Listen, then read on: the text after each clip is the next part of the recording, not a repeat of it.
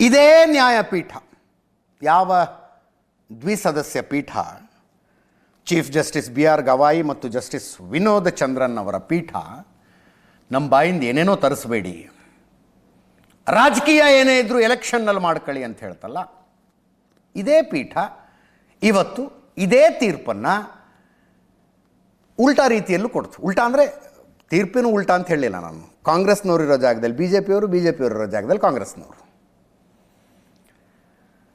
ಬೆಂಗಳೂರು ದಕ್ಷಿಣ ಲೋಕಸಭಾ ಕ್ಷೇತ್ರದ ಸಂಸದ ತೇಜಸ್ವಿ ಸೂರ್ಯ ಸುಪ್ರೀಂ ಕೋರ್ಟಿಗೆ ಹೋಗಿದ್ರು. ಇದೇನಾಯಿತು, ಈ ವಕ್ಫ್ ವಿರೋಧಿ ಹೋರಾಟ ಜೋರಾಗಿ ನಡೀತಾ ಇತ್ತಲ್ಲ, ಆ ಸಂದರ್ಭದಲ್ಲಿ ಹಾವೇರಿಯಲ್ಲಿ ಒಬ್ಬ ರೈತನ ಆತ್ಮಹತ್ಯೆ ಆಯಿತು. ಲೋಕಲ್ ಮೀಡಿಯಾದವರು, ಯಾವುದೋ ವೆಬ್ಸೈಟ್ ಎಲ್ಲ ಇರ್ತಾವಲ್ಲ, ಅವ್ರು ಏನು ರಿಪೋರ್ಟ್ ಮಾಡಿದರು, ಈ ರೈತನ ಜಮೀನು ಇದು ತಮ್ಮದು ಅಂತ ವಕ್ಫ್ ಬೋರ್ಡ್ನವ್ರು ಹೇಳಿಬಿಟ್ಟಿದ್ರು. ಅದಕ್ಕಾತ ಬೇಜಾರು ಮಾಡ್ಕೊಂಡು ಆತ್ಮಹತ್ಯೆ ಮಾಡಿಕೊಂಡು ಬಿಟ್ಟ ಅಂತ. ತೇಜಸ್ವಿ ಸೂರ್ಯ ಆ ರಿಪೋರ್ಟ್ಗಳನ್ನು ರೀಟ್ವೀಟ್ ಮಾಡಿ ತಾವು ಬರೆದಿದ್ರು, ನೋಡಿ ವಕ್ಫ್ನಿಂದ ಹಿಂಗಾಗಿದೆ ಅಂತ. ಅದಕ್ಕೆ ಇದು ನವೆಂಬರ್ 7, 2024, ಕಳೆದ ವರ್ಷ ನವೆಂಬರ್ 7ನೇ ತಾರೀಕು 2 ಆನ್ಲೈನ್ ಪತ್ರಿಕೆಗಳ ರಿಪೋರ್ಟ್ಗಳನ್ನು ಶೇರ್ ಮಾಡಿರ್ತಾರೆ. ಅದಾದ ಮೇಲೆ SP ಏನು ಹೇಳ್ತಾರೆ, ಇಲ್ಲ ವಕ್ಫ್ಗೂ ಇದಕ್ಕೂ ಸಂಬಂಧ ಇಲ್ಲ ಅಂತ ಹೇಳಿದ್ರು. ಅದಾದ ಮೇಲೆ ತೇಜಸ್ವಿ ಸೂರ್ಯ ಪೋಸ್ಟನ್ನು ಡಿಲೀಟ್ ಮಾಡಿದ್ರು. FIR ಆಯಿತು. ಹಾವೇರಿ ಸೈಬರ್ ಪೊಲೀಸ್ ಸ್ಟೇಷನಲ್ಲಿ FIR ಆಗುತ್ತೆ ಡಿಸೆಂಬರ್ನಲ್ಲಿ. ಏನು, ಸುಳ್ಳು ಸುದ್ದಿ ಹರಿದಾಡಿಸಿದ, ಸುಳ್ಳು ಸುದ್ದಿಯನ್ನು ಪ್ರಚಾರ ಮಾಡಿದ ಆರೋಪ ತೇಜಸ್ವಿ ಸೂರ್ಯ ವಿರುದ್ಧ. ಹೈಕೋರ್ಟ್ಗೆ ಹೋಗ್ತಾರೆ. ಹೈಕೋರ್ಟು ತೇಜಸ್ವಿ ಸೂರ್ಯ ವಿರುದ್ಧ ಹಾವೇರಿಯ ಸೈಬರ್ ಪೊಲೀಸ್ ಸ್ಟೇಷನ್ನಲ್ಲಿ ದಾಖಲಾಗಿದ್ದ ಕೇಸನ್ನು ರದ್ದು ಮಾಡಿತು. FIR ಕ್ವಾಶ್ ಮಾಡಿಬಿಡ್ತು. ಅದನ್ನು ಪ್ರಶ್ನೆ ಮಾಡಿಕೊಂಡು ರಾಜ್ಯ ಸರ್ಕಾರ ಸುಪ್ರೀಂ ಕೋರ್ಟಿಗೆ ಹೋಗುತ್ತೆ. ಸೇಮ್ ಅದನ್ನ ಹೇಳಿದ್ನಲ್ಲ, ಮುಡಾ ಕೇಸ್ನಲ್ಲಿ ಕಾಂಗ್ರೆಸ್ ಇರುವ ಜಾಗದಲ್ಲಿ ಇಲ್ಲಿ BJPಯವರು ಇದ್ದಾರೆ, ಇಲ್ಲಿ BJPಯವರು ಇರೋ ಜಾಗದಲ್ಲಿ ಇಲ್ಲಿ ಕಾಂಗ್ರೆಸ್ನವರು ಇದ್ದಾರೆ.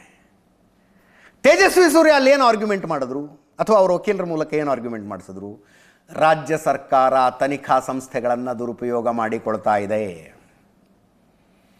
ಪೊಲೀಸರನ್ನ ಮುಂದಿಟ್ಕೊಂಡು ನನ್ನ ವಿರುದ್ಧ ವಿನಾಕಾರಣ ಕೇಸ್ ಹಾಕ್ತಾ ಇದ್ದಾರೆ, ಇದು ತನಿಖಾ ಸಂಸ್ಥೆಗಳ ದುರುಪಯೋಗ, ನೋಡಿ ರಾಜ್ಯ ಹೈಕೋರ್ಟು ನನ್ನ ಮೇಲಿನ FIR ಅನ್ನೇ ರದ್ದುಗೊಳಿಸಿದೆ, ಆದರೂ ಸುಪ್ರೀಂ ಕೋರ್ಟಿಗೆ ಬಂದಿದ್ದಾರೆ ಅಂತ. Same case. ಸಿದ್ದರಾಮಯ್ಯನವರ ಪ್ರಕರಣದಲ್ಲಿ ED ಕೊಟ್ಟಂತಹ ಸಮನ್ಸನ್ನು ರಾಜ್ಯ ಹೈಕೋರ್ಟ್ ರದ್ದು ಮಾಡಿತ್ತು. ತೇಜಸ್ವಿ ಸೂರ್ಯ ಪ್ರಕರಣದಲ್ಲಿ ತೇಜಸ್ವಿ ಸೂರ್ಯ ವಿರುದ್ಧ ದಾಖಲಿಸಲಾಗಿದ್ದ FIR ಅನ್ನು ರಾಜ್ಯ ಹೈಕೋರ್ಟ್ ರದ್ದು ಮಾಡಿತ್ತು. ತೇಜಸ್ವಿ ಸೂರ್ಯ ವಿರುದ್ಧ ತನಿಖೆ ಮುಂದುವರಿಸೋದಕ್ಕೆ ಅವಕಾಶ ಕೊಡಿ ಅಂತ ಕರ್ನಾಟಕ ಸರ್ಕಾರ ಸುಪ್ರೀಂ ಕೋರ್ಟಿಗೆ ಹೋಗಿತ್ತು. ಸಿದ್ದರಾಮಯ್ಯನವರು ಅವರ ಪತ್ನಿ ಮತ್ತು ಅವರ ಕ್ಯಾಬಿನೆಟ್ ಕೊಲೀಗ್ ಬೈರತಿ ಸುರೇಶ್ ಅವರ ವಿರುದ್ಧ ತನಿಖೆ ಮುಂದುವರಿಸೋದಕ್ಕೆ ಅವಕಾಶ ಕೊಡಿ ಅಂತ ಕೇಂದ್ರ ಸರ್ಕಾರ ಅರ್ಥಾತ್ ED ಸುಪ್ರೀಂ ಕೋರ್ಟಿಗೆ ಹೋಗಿತ್ತು. ಇಲ್ಲಿ ತೇಜಸ್ವಿ ಸೂರ್ಯ ವಿಷಯದಲ್ಲೂ ಸುಪ್ರೀಂ ಕೋರ್ಟ್ ಅದೇ ಮಾತನ್ನು ಹೇಳ್ತು. ಏನಂತ, ಈ ವಿಷಯವನ್ನು ರಾಜಕೀಯಗೊಳಿಸಬೇಡಿ, ರಾಜಕೀಯ ಹೋರಾಟಗಳು ಕೋರ್ಟಿನ ಹೊರಗೆ ನಡೆಯಲಿ. ಸೇಮ್ ಅಂದರೆ ಎರಡೂ ತೀರ್ಪುಗಳ ಆಶಯ ಒಂದೇ, ನಿಮ್ಮ ಕೈಯಲ್ಲಿರುವ ತನಿಖಾ ಸಂಸ್ಥೆಗಳನ್ನು ದುರುಪಯೋಗ ಪಡಿಸ್ಕೊಳ್ಬೇಡಿ ಅಂತ.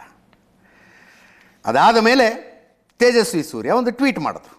ಕರ್ನಾಟಕ ಸರ್ಕಾರ ನನ್ನ ವಿರುದ್ಧ ಕೇಸ್ ದಾಖಲು ಮಾಡಿತ್ತು, ಸುಳ್ಳು ಸುದ್ದಿ ಹಬ್ಬಿಸಿದ ಆರೋಪ ನನ್ನ ವಿರುದ್ಧ ಮಾಡಿದ್ರು, ಸಚಿವರೊಬ್ಬರ ಕುಮ್ಮಕ್ಕಿನಿಂದ ನನ್ನ ವಿರುದ್ಧ ಈ ಕೇಸ್ ಆಗಿತ್ತು, ಸುದೀರ್ಘ ವಿವರಣೆ ನೀಡಿ ಹೈಕೋರ್ಟ್ ಕೇಸನ್ನು ವಜಾ ಮಾಡಿತ್ತು, ದ್ವೇಷ ರಾಜಕೀಯದಿಂದ ಸುಪ್ರೀಂ ಕೋರ್ಟಿನ ಮೇಲೆ ಮೆಟ್ಟಿಲೇರಿದ್ರು, ಇವತ್ತು ಸುಪ್ರೀಂ ಕೋರ್ಟ್ ಅರ್ಜಿಯನ್ನು ವಜಾ ಮಾಡಿದ್ದಲ್ಲದೆ ಸಂಸ್ಥೆಗಳನ್ನು ರಾಜಕೀಯಕ್ಕೆ ಬಳಸಿರುವುದಕ್ಕೆ ಎಚ್ಚರಿಕೆ ನೀಡಿದೆ. ತೇಜಸ್ವಿ ಸೂರ್ಯ ಅವರ ಟ್ವೀಟ್ ಇದು. ಹೀಗೆ ಅವರ ದೃಷ್ಟಿಲಿ ಅವರು, ಇವರ ದೃಷ್ಟಿಲಿ ಇವರು. ತೇಜಸ್ವಿ ಸೂರ್ಯ ಅವರೇ, ರಾಜ್ಯ ಸರ್ಕಾರಕ್ಕೆ ಯಾವ ಬುದ್ಧಿ ಮಾತನ್ನು ಹೇಳಿದೆಯಲ್ಲ ಸುಪ್ರೀಂ ಕೋರ್ಟು, ಕೇಂದ್ರ ಸರ್ಕಾರಕ್ಕೆ ಹೇಳಿರೋದು ಅದೇ ಬುದ್ಧಿ ಮಾತು. ಅದೇ ಬುದ್ಧಿ ಮಾತನ್ನು ಕೇಂದ್ರ ಸರ್ಕಾರಕ್ಕೂ ಹೇಳಿದೆ.